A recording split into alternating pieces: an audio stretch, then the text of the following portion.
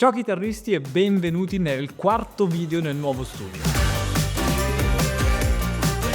Presto arriverà il video dell'intero tour di tutto questo posto, voi non avete idea. Per questo video, come vedete, ho un camion parcheggiato sul tavolo, ha tutto il senso del mondo e adesso andiamo in profondità in ogni singolo aspetto. Infatti, questa è la nuova Blackstar Series 1 100 Mark II, quindi la nuova versione della Blackstar Series 1. È un amplificatore che sul canale abbiamo già visto in un video di un po' di tempo fa e ho fatto insieme a Diego Cavallotti. Ve lo ricordate Didi? Ecco, lui usava la Mark I di questo amplificatore. I ragazzi di Blackstar ora mi hanno mandato la versione 2. Nel video vediamo com'è, come funziona, un po' di suoni che si possono tirar fuori e soprattutto cerchiamo di capire il carattere, il senso e l'anima di questo amplificatore in un mondo digitale. Un amplificatore valvolare da 100 watt che pesa 500 kg. A cosa serve? È un amplificatore che, come vedete dal pannello qui frontale, ha tantissimi potenziometri, veramente tanti, tantissime funzioni, tantissimi canali, una quantità di possibilità che direi infinite. E secondo me, al contrario di quello che dicono tanti, cioè che gli amplificatori di Blackstar, soprattutto di questa serie, sono amplificatori improntati molto al high gain, metallari e basta, non è vero. Cioè, qui dentro c'è una palette di colori e suoni, fai da Bruno Mars a, non lo so, ditemi nei commenti una metal band estrema. Secondo me si può suonare anche quella roba lì. Comunque iniziamo a vedere il pannello qui frontale e poi vi faccio vedere quello dietro. Come vi ho già detto, il pannello davanti serve a tutti i potenziometri, come in tutti gli amplificatori.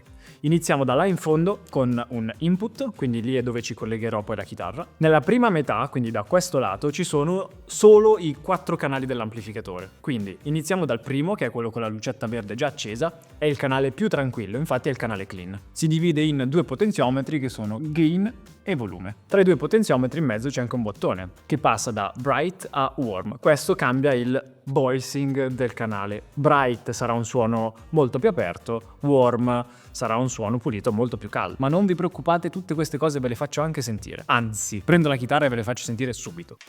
Quindi prendo la mia fidatissima PRS 7 corde, qui ci ho collegato la mia chitarra, l'amplificatore è collegato al Torpedo Captor X con una simulazione di cassa 4x12 Vintage 30 che va alla scheda audio. Adesso dobbiamo vedere se si sente. Giusto. Una cosa importante da fare con l'amplificatore è accenderlo. Ok, quindi ora con la mia fidata 7 corde navighiamo insieme tra tutte le possibilità di questo amplificatore. Iniziamo dal canale clean e la prima cosa che mi viene in mente è provare a vedere fino a dove può spingersi. Perché i suoni clean, diciamocelo, cioè sono tutti più o meno riproducibili. Il clean cristallino con un po' di effetti, ci metto un pedale del chorus e si fa. Un clean un pochettino più sporco, un pochettino più vintage style, probabilmente riuscirò a tirarlo fuori, ma se lo spingo al massimo e quindi prendo il gain e lo alzo al massimo e sfrutto questo amplificatore, dove arriva?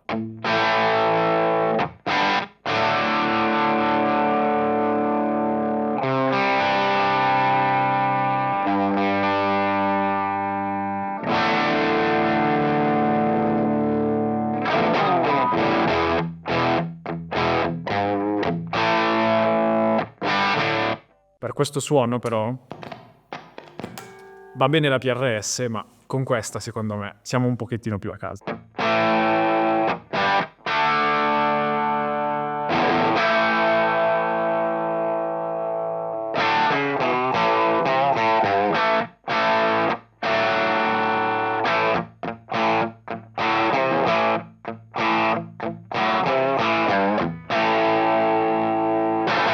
Siamo in pieno territorio Marshall. Per ottimizzarlo ancora di più posso sfruttare l'ISF, che è l'Infinite Shape Feature, parametro di Blackstar da una vita, potenziometro che va a scolpire le medie, che mi permette di passare da un suono americano a un suono British con un dito, semplicemente.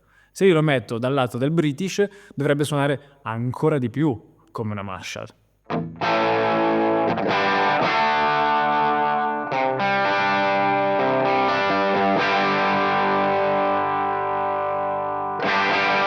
Sentite la differenza? Ho girato l'ISF verso l'American.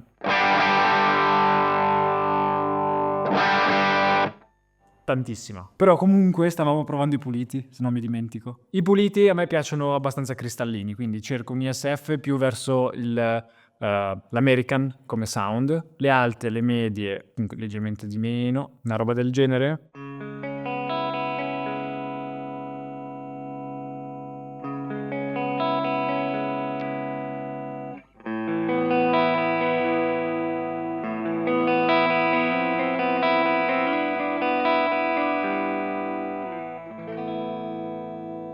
Bang, centrato. Vi faccio sentire un attimo la differenza con lo switch bright, warm, inserito e disinserito. Quindi ora così è bright. Primo. E dovrebbe andare su warm.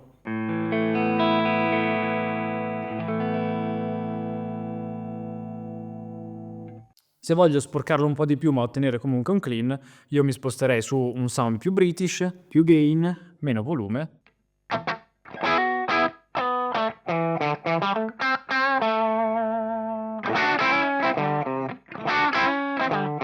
Qua una tele ci starebbe, perché il secondo canale dell'amplificatore inizia dove il clean finisce.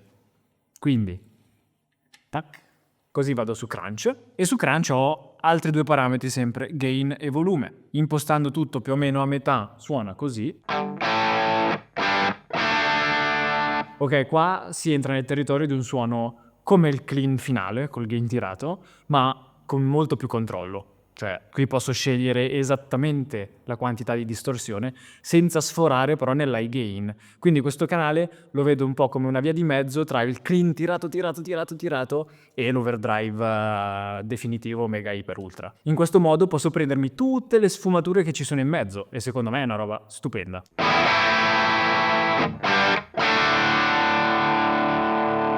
Si sente che la pasta è la stessa di prima, ma più corposo, cioè più corpo. Secondo me la magia qui succede se tiro il canale, il volume del canale proprio a palla e mi regolo con il master.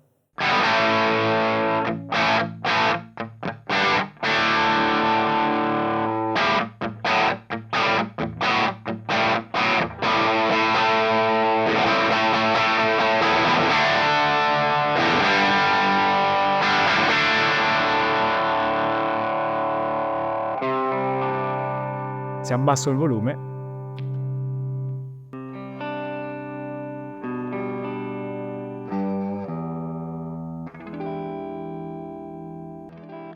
wow, solo wow. Questo canale ha anche lui un voicing aggiuntivo che si chiama Super Crunch.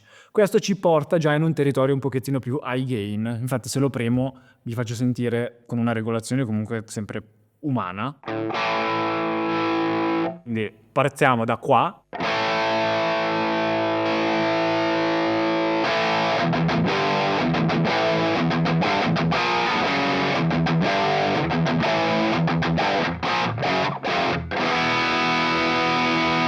Notate come il gain sta salendo sempre di più, ma le note restano comunque sempre tutte definite. Le sentite tutte.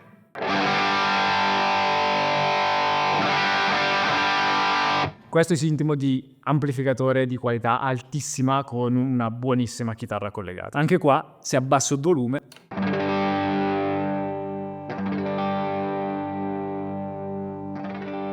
questo secondo me è un po' quasi un suono che Jimmy Page potrebbe apprezzare tantissimo, perché ti permette di fare questo. Pick up al manico col volume basso.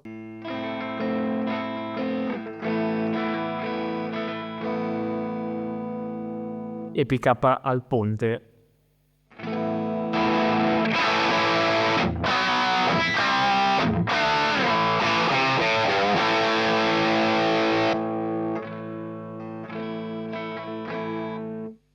Cioè, raga, commentate, definite questo suono con una parola qui sotto nei commenti, io dico Nutella. Ora cambio chitarra, torniamo a 7 corde.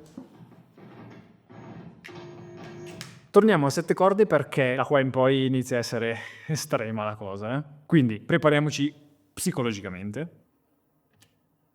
OD1, Overdrive 1, è il primo canale con il primo stadio di distorsione importante. Ok, fino adesso abbiamo solo giocato. Quindi se io alzo il volume, apro l'equalizzatore. Ovviamente come vedete questo amplificatore è gestito a righe, ok? La riga superiore è questa, quindi qui sopra abbiamo la parte tranquilla dell'amplificatore, riga sotto abbiamo i due canali più cattivi, overdrive 1, overdrive 2, che lo vediamo tra un attimo, e poi l'equalizzatore associato, e poi il master, che invece è diciamo la parte finale dell'amplificatore.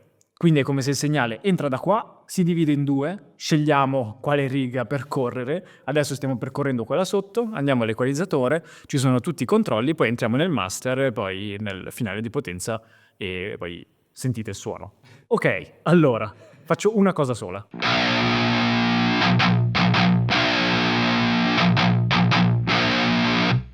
E non è ancora niente. Perché? Possiamo ottimizzarlo ancora di più. American, poche medie, tante alte, un po' di basse, e resonance e presence sono due parametri importantissimi. In questo caso li voglio belli aperti.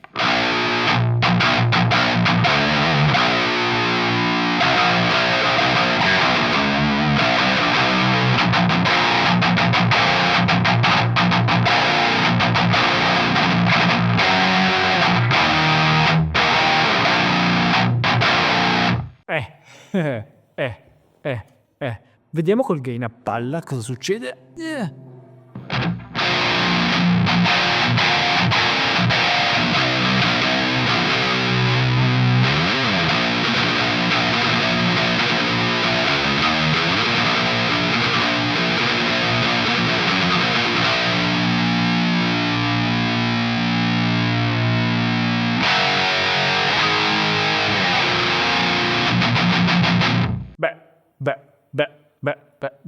Distorsione ce n'è un sacco, ma definizione non ne ha persa neanche un po'. Test del volume. Le note si sentono tutte.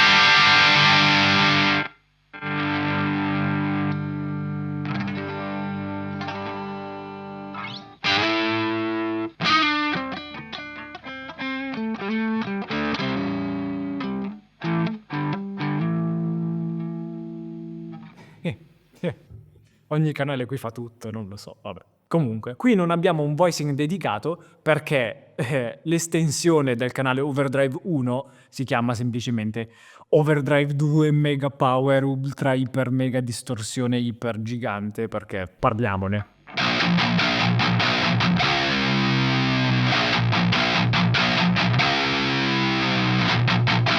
E il video potrebbe finire qui. Comunque proviamo a spingerlo all'estremo, vediamo tutto quello che può tirare fuori. Quindi tiriamo il gain, tiriamo il volume, stiamo attenti al master, se no ci uccidiamo le orecchie. Ok, situazione estrema.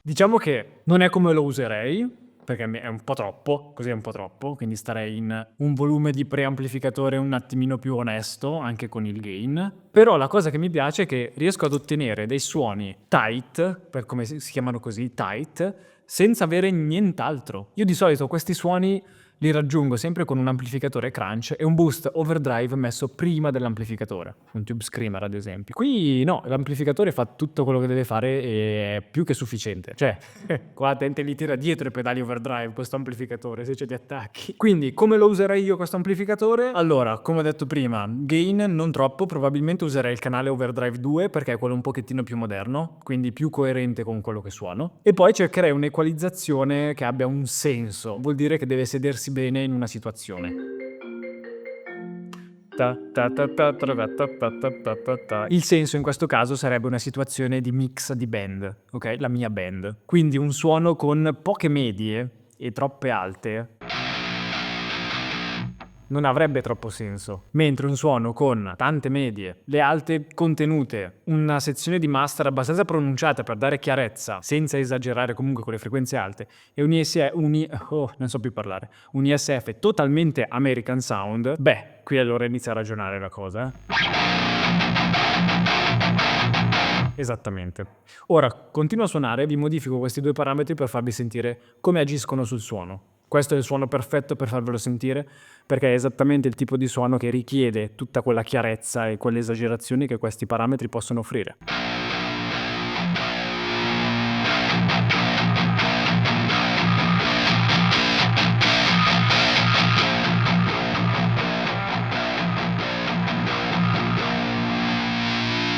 Ora, arriviamo alla parte importante e particolare dell'amplificatore, perché come avete sentito l'amplificatore, e come avete anche visto, a parte i suoni che poi faccio dei suoni anche con magari un po' di effetti, metto l'HX Stomp nel suo loop effetti, così vi faccio sentire come reagisce anche a chorus, delay, ambienti, overdrive, nel caso magari collego col metodo 4 cavi. Voglio parlare un attimo di questo potenziometro che si chiama DPR. Questo è un potenziometro che gestisce in maniera dinamica la potenza dell'amplificatore, perché sì, è un macigno da 100 watt che farebbe tremare uno stadio probabilmente, ma è utilizzabilissimo anche in casa o in sala prove o in piccoli locali. Ora è collegato in modalità 10 watt perché qui dentro sono più che sufficienti, ma vi giuro che con questo potenziometro così l'amplificatore è quasi inavvicinabile. Forse troppo, quindi qua chi potrebbe usarlo effettivamente? Bella domanda, ma qui c'è il dilemma vero di questo amplificatore e mi ricollego a quello che dicevo all'inizio del video. In un mondo che è così digitale, che sta andando sempre di più verso la simulazione, Blackstar esce con un amplificatore che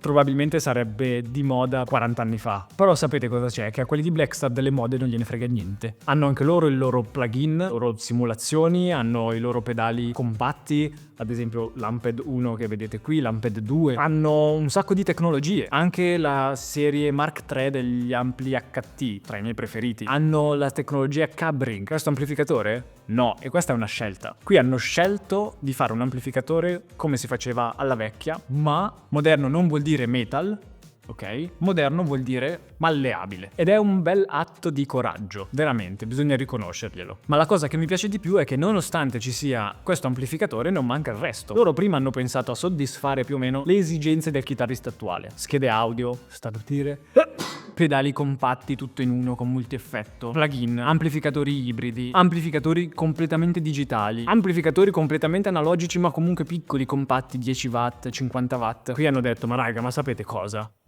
Così, lanciamola. E hanno tirato fuori questo macigno di roba che è però stupendo, veramente.